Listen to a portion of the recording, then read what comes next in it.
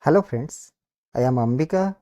Welcome to SA Educational Hub, a platform to share knowledge, service providers Situn and Ambika.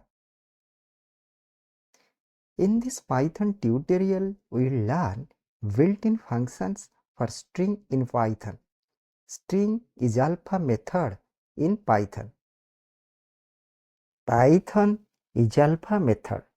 The Python string.isalpha method returns true if the string consists only of letters and is not blank. Otherwise, it returns false. Syntax: string.isalpha. The isalpha method does not take any parameter.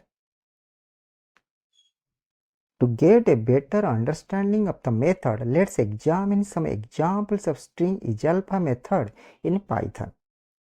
Example 1. In this example, we assign the string value hello to the variable string. In the following statement, we apply the string.isalpha method to this string. Then the print statement print s prints the boolean value. Here the output is true because all the characters are letters. The string.isalpha method returns true if the string consists only of letters and is not blank. Otherwise, it returns false. Example 2. In this example, we assign the string value hello 123 to the variable string. In the following statement, we apply the string.isalpha method to this string. Then the print statement print s prints the boolean value. Here the output is false because the string contains numbers. The string.isalpha method returns true if the string consists only of letters and is not blank. Otherwise, it returns false. Example 3. In this example, we assign the string value hello a blank space world to the variable string.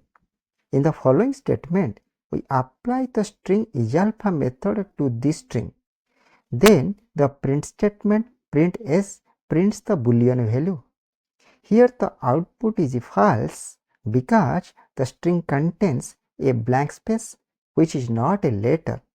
The string.isalpha method returns true if the string consists only of letters and is not blank.